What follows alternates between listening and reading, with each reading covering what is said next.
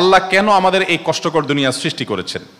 তিনি তো সব জানেন, আগে থেকেই জানতেন এই দুনিয়া কঠিন আর অধিকাংশ মানুষ জাহান্নামে যাবে, অধিকাংশ তাকে বিশ্বাস করবে না, অধিকাংশ পাপ করবে। তা জেনেও আল্লাহ কেন বানাইলেন? অনেকে চিন্তার স্বাধীনতার কথা বলেন যে আল্লাহ স্বাধীনতা দিয়ে পাঠাইছেন, তাই পাপ করলে দোষ মানুষেরই। কিন্তু আল্লাহ তো এটাও জানতেন যে স্বাধীন হলেও অধিকাংশ মানুষ পাপই করবে। তাহলে কি বলা যায় আল্লাহ জাহান্নামে যাওয়ার জন্যই আমাদের বানাইছেন? এটা কি জুলুম না? ভাই আহমদ মুসা, এই প্রশ্নটি আপনার মতো আরো হয়তো অনেকের। আমরা এই প্রশ্ন উত্তরে অনেক দীর্ঘ আলোচনা করতে পারলে ভালো হতো, কিন্তু আমাদের হাতে সেই সময় নেই। আমি খুব সংক্ষিপ্তভাবে বলার চেষ্টা করি। প্রথমত, আল্লাহ সংক্রান্ত যত প্রশ্ন আছে আমাদের, এই বেশিরভাগ প্রশ্নের গোড়ায় একটা বড় ধরনের গলদ আছে। সে গলদটা হলো, আমরা আল্লাহকে আমাদের মতো ধরে নিয়ে প্রশ্ন করি।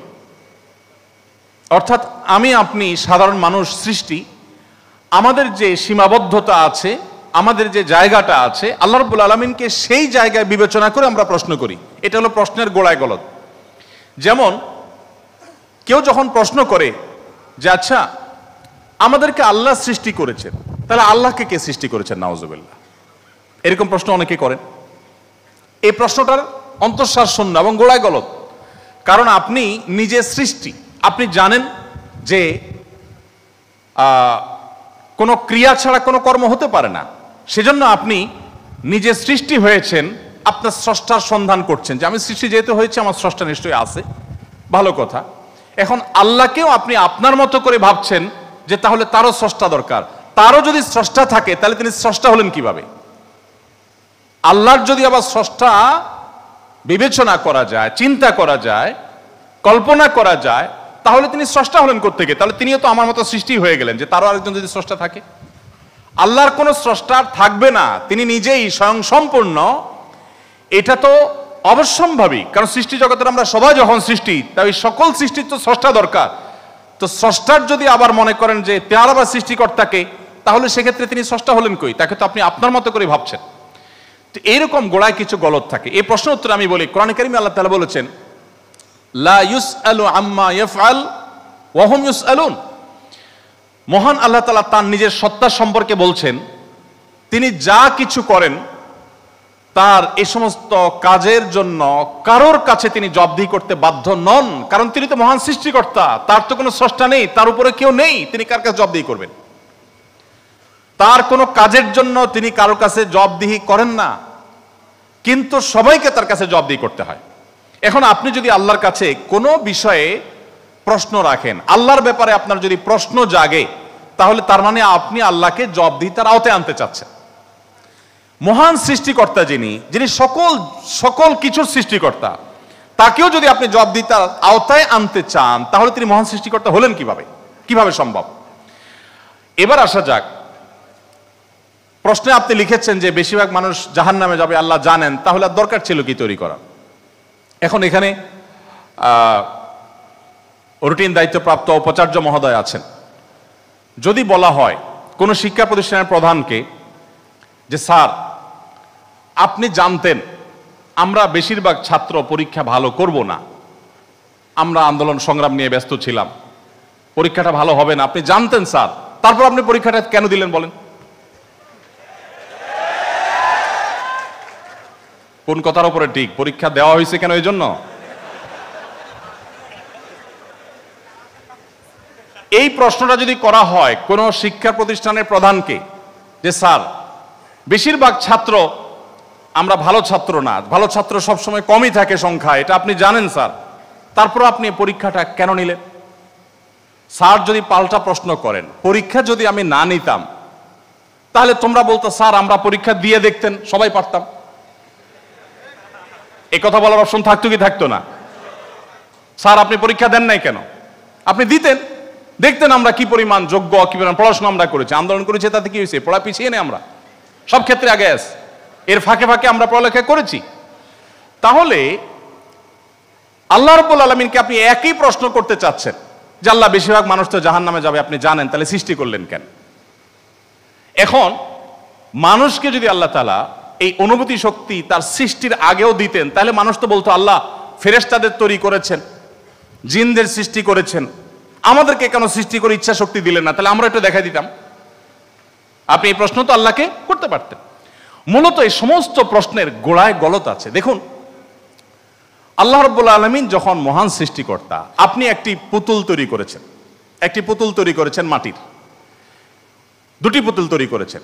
একটি পুতুল আপনি রেখেছেন, আরেকটি পুতুল আপনি ভেঙে দিয়েছেন। এখন আমি যদি আপনাকে প্রশ্ন করি, ভাই কাজটি কি ভালো হলো? একটা পুতুল রাখলেন আর একটাকে ভেঙে দিলেন, কেন এরকম করলেন? আমার এই প্রশ্ন করাটা আপনাকে যদি আমি জবাব দিই তার আওতায় আনি, যে আপনাকে বলতে হবে এটা ইলজিক্যাল কাজ, কেন করলেন? আপনাকে প্রশ্ন যদি আমি করি, এই প্রশ্ন করার কি অধিকার আসলে আমার থাকার কথা? আপনি পুতুলটা সৃষ্টি করেছেন মাটি থেকে, করে আপনার একটা ভালো লেগেছে রেখেছেন, আর একটা ভালো লাগেনি ভেঙে ফেলেছেন। পৃথিবীর কোনো মানুষ আপনাকে জবাব দিয়ে তার আওতায় আনতে পারে? এই অধিকার আছে কারোর? থাকার কথা না। এটা একান্ত আপনার ব্যাপার।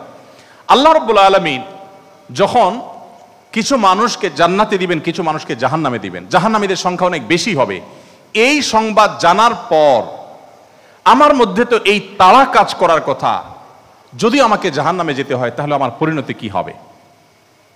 তাহলে আমি কিভাবে বাঁচতে পারি, কিভাবে রক্ষা পেতে পারি, কিভাবে আমি আল্লাহর কাছে আর্গুমেন্ট করতে পারি, কিভাবে প্রার্থনা করতে পারি, কিভাবে নিজেকে আমি সে শুদ্ধতার পথে রাখতে পারি? আমার তো সেই প্রচেষ্টা থাকবে। সেটা না করে আমি আল্লাহকে প্রশ্ন করছি, আল্লাহ কেন দিবেন জাহান্নামে, বলেন আগে। ব্যাপারটা কেমন হলো?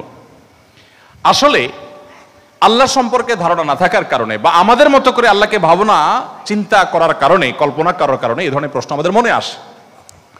যেহেতু আমাদের সামনে জান্নাত অথবা জাহান্নাম দুটি পথের একটি, অতএব একজন ইমানদার, একজন বুদ্ধিমান মানুষ, তিনি তার জান্নাতের পথকে সুগম করার চেষ্টা করবেন, জাহান্নাম থেকে বাঁচার চেষ্টা করবেন। তিনি আল্লাহকে প্রশ্ন ছুড়ে দিবেন না। আল্লাহকে প্রশ্ন ছুড়ে দিয়ে কি হবে বলেন? আমি আরেকটা উদাহরণ দেই। ধরুন আপনি একজন মানুষ, আপনাকে বলেছে দরখাস্ত দিতে, তুমি আমার কাছে দরখাস্ত দাও। আপনি আপনার এলাকার জনপ্রতিনিধির কাছে কোনো একটা কাজ নিয়ে গিয়েছেন, এবং সাথে দরখাস্ত তো নিয়েছেন, সাথে সুপারিশ নিয়ে গেছেন, হাই হ্যালো নিয়ে গেছেন, কাউকে দিয়ে ফোন করিয়েছেন, নানাভাবে আপনি চেষ্টা করে আপনি গিয়েছেন। সে ভদ্রলোকের অফিসে যাওয়ার পর আপনি অনেক চেষ্টা করেছেন, কাজটা হয় নাই। এখন আপনি কিন্তু জানতেন যে আমি দরখাস্ত লেখার নিয়ম আছে সেই হিসাবে লিখেছি, আবার সুপারিশও করেছি, কিন্তু আসলে হবে সেটাই যেটা তিনি চাইবেন, তার এখতিয়ার আছে এটা পাশ করা বা না করা। এখন আপনি যদি যে তাকে বলেন, ভাই নেতা সাহেব, যেহেতু বিষয়টা সম্পূর্ণ আপনার ইচ্ছাধীন, আপনি দিবেন কি দিবেন না সম্পূর্ণ আপনার এখতিয়ার, আইনও সেভাবে, নিয়মও সেভাবে, সিস্টেমও সেটা, এখতিয়ার 100% আপনার অধীনে, আপনি চাইলে দিবেন, না দিলে নাই, তাহলে নাটক কেন করলেন? দরখাস্ত দেওয়ালেন কেন আমাকে দিয়ে? আমাকে কেন আসতে বললেন? আপনি জানেন সিদ্ধান্ত নেতার হাতে, সিদ্ধান্ত জনপ্রতিনিধির হাতে, সিদ্ধান্ত সে ব্যক্তির হাতে। আপনি জানেন তিনি যা ডিসিশন নেবেন সেটাই হবে। এটা জানার পরও আপনি কিন্তু আপনার চেষ্টায় কোনো ত্রুটি করছেন না, এমনকি আপনি পাবেন না সেই সম্ভাবনা জোরালো হওয়া সত্ত্বেও আপনার চেষ্টা কিন্তু আপনি ত্রুটি করেন না। সেখানে আপনি মানুষ হয়ে বলছেন যে আল্লাহ যাকে জাহান্নামে দিবে সে তো জাহান্নামে যাবেই, এর ব্যত্যয় তো হবেই না, তাহলে আমার আর কষ্ট করে লাভটা কি? আরেকটি উদাহরণ মনে হয়েছে। এক ভদ্রলোক, তিনি একজন মুসলমানকে, একজন সন্দেহের মধ্যে থাকা মুসলমান, নামকাওস্ত মুসলমান, তিনি একজন সিরিয়াস মুসলমান, প্র্যাকটিসিং মুসলমানকে জিজ্ঞেস করতেছে, ভাই প্রতিদিন নামাজের জন্য আহ্বান করে, ভাই নামাজ পড়তে চলো। তো বেনামাজি মুসলমানটা বলে, না ভাই আমি যাব না। তো একদিন বলতেছে, আচ্ছা শুনেন, আল্লাহর ইচ্ছার বাইরে তো কিছু হয় না, আমি আসলে নামাজে যাই এটা আল্লাহ চাচ্ছেন না, এই জন্য আমি যাই না।